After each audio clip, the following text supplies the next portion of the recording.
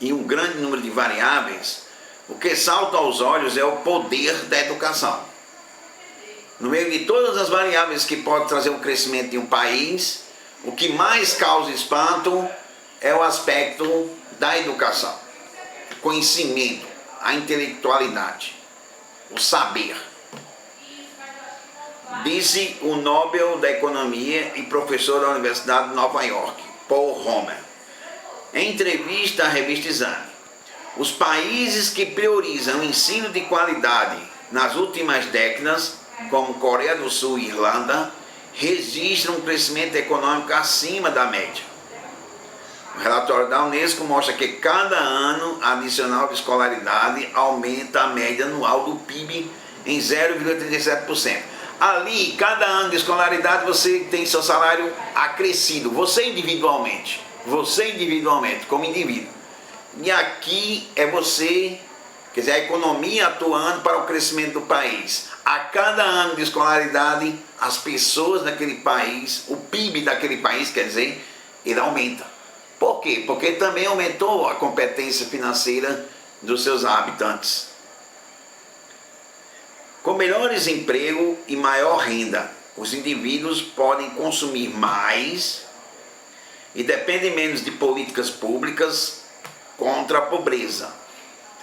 O aumento da taxa de emprego e do consumo também se traduzem em mais impostos coletados pelo governo, o que resulta em tese em melhorias sociais. Então, a educação, ela atua em você individualmente, atua nas pessoas individualmente e melhorando a vida das pessoas por intermédio da educação, melhorando suas vidas financeiras, você tende a gastar mais, você tende a comprar mais, você tende a participar mais da economia. E você participando mais da economia, você aumenta o PIB. Você aumentando o PIB, que é a taxa de riqueza do país, aumenta em 0,37%, então você, para cada ano, então você realmente melhora, faz com que a economia do seu país cresça. E como a educação promove a saúde? Como que a educação promove a saúde? Uma mãe que teve acesso à educação de qualidade tem mais condições de cuidar da saúde de seus filhos, pois é mais sensível à importância da prevenção, da vacina e de hábitos de higiene. Prevenção, a importância da prevenção, da vacina e de hábitos de higiene.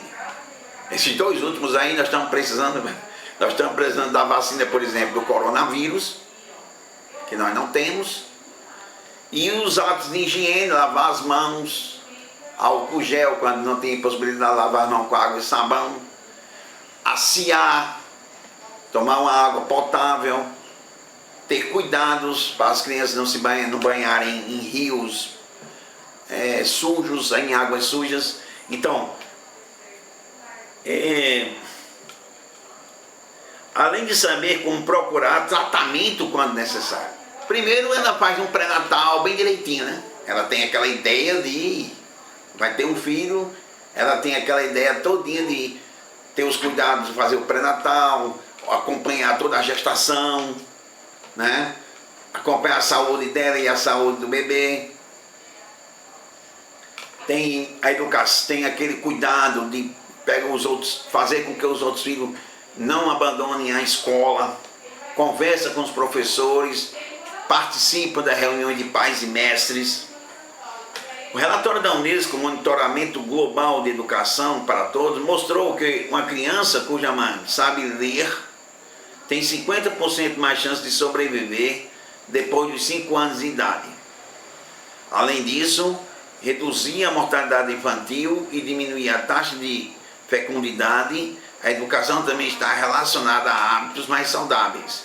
Indivíduos com maior nível de escolaridade também têm menos chance de serem obesos e de fumarem diariamente. Essa relação permanece evidente independente de sexo, idade e renda. Então, A educação promove a saúde. Claro, quando você tem educação, você se previne. Você procura um médico. Você faz direitinho. Você lê a bula antes de tomar o remédio. Você cuida da saúde do seu filho. Ensina ele o hábito de escovar os dentes. Ensina ele o hábito de lavar as mãos. O hábito de lavar as mãos antes e depois da refeição. Escovar os dentes.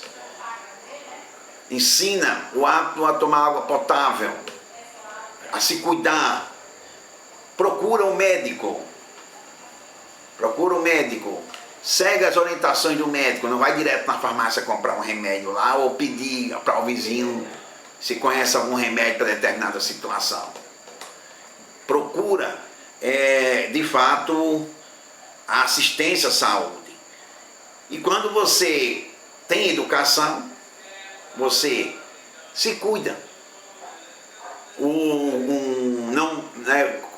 Anda sempre calçado, não brinca com a terra, não come terra, não se lava em lama, em rios podres, em águas sujas, não toma água suja. Quer dizer, você é orientado a ter cuidados de higiene, e esses cuidados de higiene, e a cobrar também do governo, né? Que você tenha saneamento público, saneamento básico, que você consiga, quer dizer, então com isso você até procura menos o serviço do hospitalar, porque você praticamente, por se cuidar, por se prevenir, tem menos chance de adoecer e de procurar de fato o SUS para uma maior intervenção.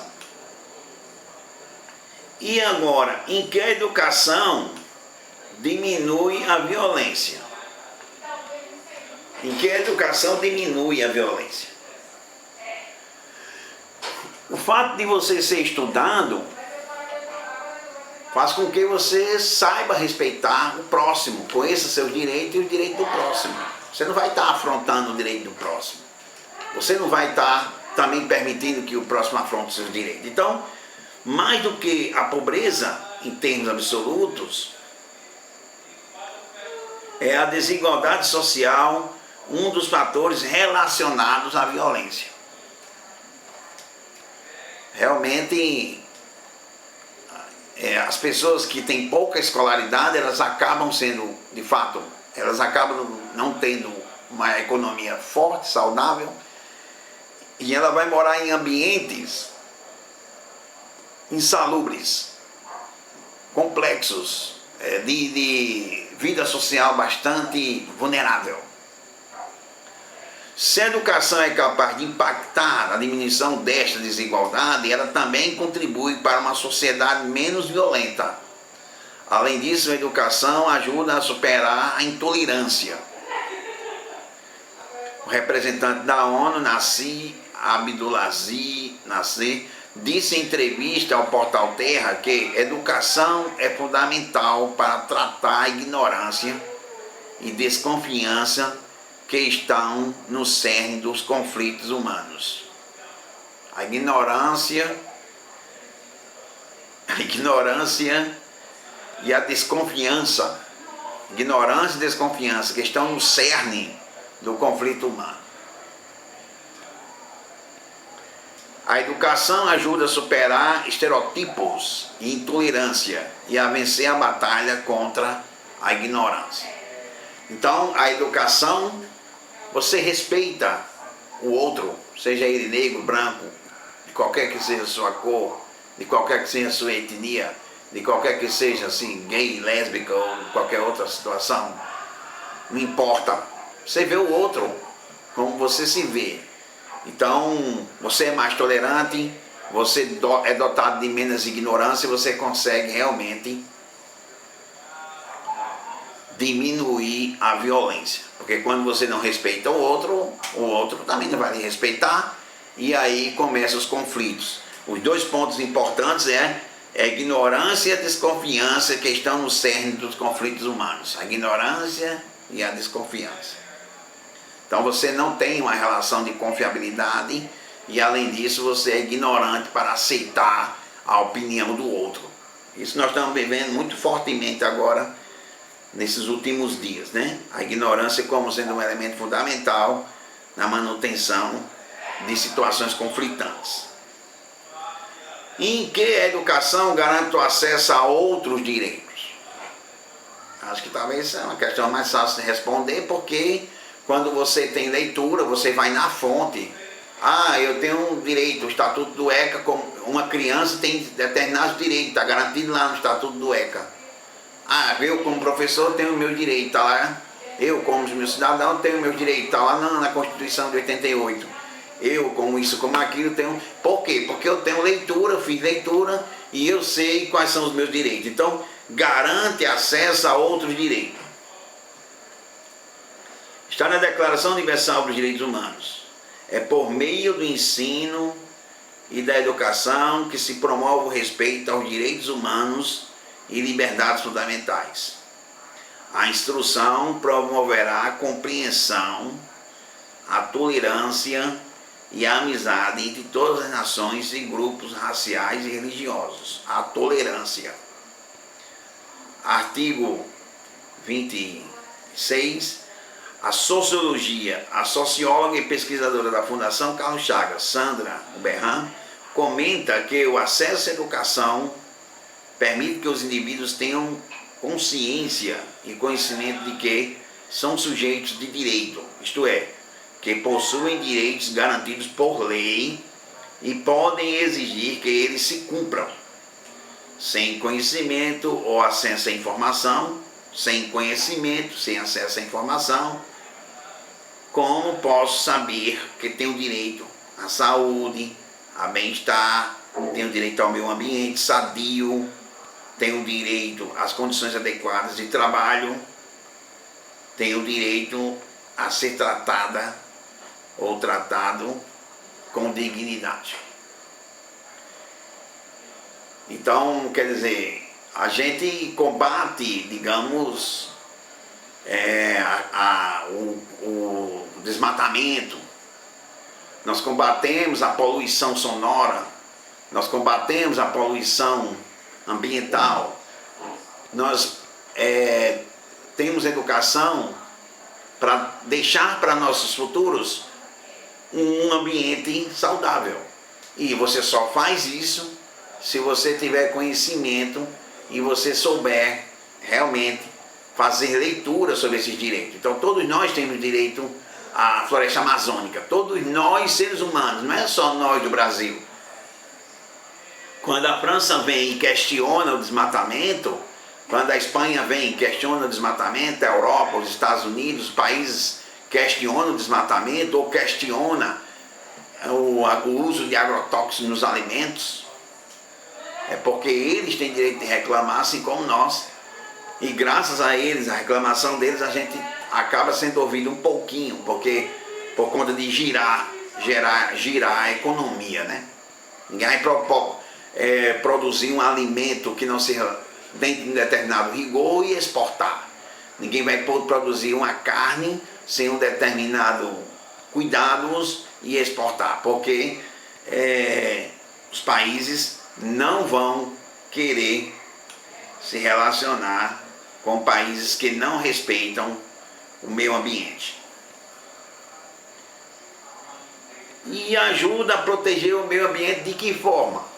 A educação. O que é que a educação? Em que a educação pode ajudar a proteger o meio ambiente? Quando forma cidadãos mais conscientes dos impactos de nossas atividades sobre a natureza. A educação ajuda a preservar o meio ambiente, educando as pessoas para decisões sustentáveis, que satisfazem as necessidades presentes, sem prejudicar as gerações futuras. As coisas são muito bem interligadas, porque aqui garante acesso a outros direitos. Quer dizer, além daquele direito à saúde, educação, segurança pública, lazer, você ainda tem direito a viver em um ambiente saudável, a ter uma água potável, a ter um sistema de esgoto, a ter uma energia sustentável, eólica, solar, ou mesmo hídrica, né? Mas que seja sustentável, uma água potável. Então isso acaba, quando você tem educação, quando você tem educação, você procura preservar, tem leitura que sabe que determinadas coisas prejudicam o meio ambiente, evita de deixar acontecer. Por exemplo, jogar lixo na rua, fazer limpeza no seu quintal e pôr lá fora o lixo todo, ter cuidado de separar aquelas coisas que são recicláveis, as que não são recicláveis, facilita a vida de quem vem pegar o teu lixo, de modo que você garante uma maior proteção ao meio ambiente, não desperdiça sua água. Pelo menos era para ser assim. Como a educação em uma plenitude, não é só uma educação intelectual, mas também uma educação que promova. Por isso que é para uma educação de qualidade, né? Que não é para ensinar você apenas a ler e a escrever, mas fazer você ler, escrever, interpretar e entender que você não está no mundo sozinho e que você precisa cooperar com as outras pessoas da melhor maneira possível para garantir uma sociedade em que as pessoas vivam em harmonia entre elas e com o meio ambiente. Uma educação completa, né? Uma educação civilizatória, em que a educação ela traz felicidade, ela aumenta a sua felicidade, em que a educação pode aumentar a sua felicidade. As pessoas que estudam mais também se dizem mais felizes do que aquelas que não estudaram ou não puderam estudar. O estado da OECD, quais são os benefícios sociais da educação, mostrou que a satisfação pessoal entre as pessoas que estudaram até o nível superior é maior do que a satisfação das pessoas que pararam no ensino médio. Então, estudar também mexe com sua felicidade. Eu não sei quantas emoções nós vivemos. São inúmeras as emoções que nós vivemos. E acabamos sendo pessoas mais felizes porque só o fato de você ter um poder econômico melhor, isso já traz uma certa felicidade. Só o fato de você poder se resguardar em casa diante desse Covid já lhe traz uma certa felicidade.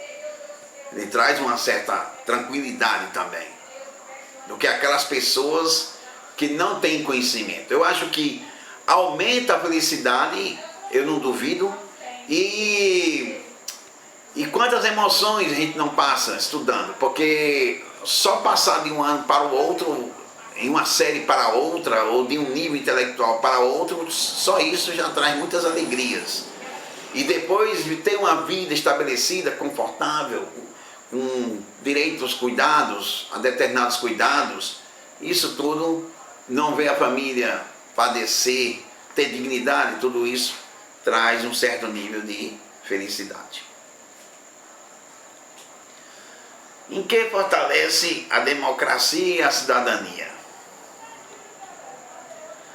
Além de formar cidadãos mais críticos e conscientes de seus direitos, a educação também colabora para que a sociedade cumpra seus deveres cívicos. Entre os jovens, o nível de escolaridade também está relacionado à taxa da população que vota. O estudo da OECD, quais são os benefícios sociais da educação? Fez um levantamento em 27 países e mostrou que 80% dos jovens com ensino superior vão às urnas, enquanto o número entre aqueles que não têm formação superior cai para 54%. O estudo também conclui que os adultos mais escolarizados também são mais engajados socialmente. Então, quando você tem educação, você participa mais da vida pública. Você participa mais da vida do seu bairro. Você participa mais das lutas da sua escola. Você participa porque você busca mais direitos. Você procura mais direitos. Você sabe os seus deveres, tem consciência dos seus deveres e busca mais direitos. E esse buscar mais direito acaba que não atinge apenas você, atinge todo o coletivo. Por isso que diz, se eu não dou uma boa educação, eu não consigo ter um país democraticamente sadio. Porque as pessoas que têm pouca escolaridade não estão nem aí para a vida pública. As pessoas que têm mais escolaridade é que buscam, é que lutam, é que realmente vão atrás. Então, até essa questão de, com nível superior, tem uma quantidade de votantes que chega a 80%. Enquanto quando você não tem um nível de escolaridade maior, isso cai para 54%. E quando você não tem nenhuma intelectualidade, você acha que aquilo ali não é com você, não decide sua vida. E aí você não participa da democracia. Você se vai votar, mas às vezes, como você não tem nenhuma importância, pode ser até que você diga, olha, eu vou receber logo agora antecipadamente e vou votar em você. Agora, se você não me der nada, eu não vou votar em você, não vou votar. Não sai nem de casa, tá certo? Eu preciso. Então, a participação nas urnas também vai pela sua escolaridade. Quanto maior a sua escolaridade, mais vontade você tem de participar politicamente das decisões e daí você vota com mais afinco. E com isso você está fortalecendo a democracia e a cidadania. Por último, em que a educação ajuda a compreender o mundo? Uma boa educação tem resultados abrangentes, contribui para o crescimento econômico do país e para a promoção da igualdade social, mas seu impacto também é decisivo na vida de cada um. Cada um tem os efeitos de forma decisiva quando você resolveu a estudar, a empreender por meio dos estudos. Apesar de, felizmente, as pesquisas mostrarem que a educação já é uma prioridade para os brasileiros, ainda existe a ilusão de que estudar é apenas uma maneira de abrir portas para o mercado de trabalho. A educação vai além disso. É como se as pessoas tivessem a ilusão de que um certificado significa uma educação. De fato, mas isso não traduz na capacidade. Não traduz na capacidade. É o tipo assim, o diploma não vai fazer o concurso por você. Fundamental de as pessoas perceber criticamente o que acontece à volta dela. Comunicar aos outros a respeito de suas ideias. Criar coisas no seu dia a dia. Enumera Ana Lúcia Lima, diretora executiva do Instituto Paulo Montenegro e conselheira do Educar para Crescer. Engana-se quem imagina que refletir sobre o mundo em que vive só é importante para acadêmicos e ou intelectuais. A compreensão de mundo é importante para qualquer ser humano, explica Ana Lima. Aquilo que posso fazer por mim, pela minha família e pela minha sociedade se torna realidade a partir do conhecimento que possuo, que permite entender o que acontece à minha volta e permite atuar de maneira significativa em qualquer contexto que eu viva. Completa. A importância dos estudos é válida independentemente da classe social. Em uma família de classe média, o acesso à cultura, a viagem e outros elementos complementam aquilo que a escola não oferece, que a escola oferece. Nas classes sociais mais baixas, que geralmente possuem menos acesso à informação e oportunidades, a escola deve ser mais relevante, mais incisiva. Para eles, a escola possivelmente é a principal porta de acesso para esse conhecimento sobre tudo que a humanidade já produziu, já pensou e já entendeu sobre a vida de Isaac. Então, esse texto, quando eu fui solicitado para fazer essa palestra, eu fui na pesquisa aí na internet, que não é bem minha área, então eu fui aí. A gente pode ficar bem à vontade de falar da educação, né? Por ter vivenciado a educação. Como eu coloquei aqui, há um roteiro da minha vida e como a educação transformou minha vida. Mas na ciência a gente precisa dialogar. Será que outras pessoas pensam assim como eu, que a educação realmente é relevante, que contribui para o crescimento não só seu, mas da população em que você está envolta? Então eu fui entender e aí eu encontrei esse material que traduzia muito bem, encontrei aqui nesse site, né? Esse material e aí eu acrescentei com algumas coisas que traduzia muito bem o que eu acredito ser a educação. Eu lamento não ter podido eu mesmo escrever. Quer dizer, na verdade, quando você vai ler, aí você diz, poxa, mas é realmente o que eu queria fazer. Queria mostrar que a educação, ela é importantíssima e graças à educação, quer dizer, eu nunca dei uma volta mais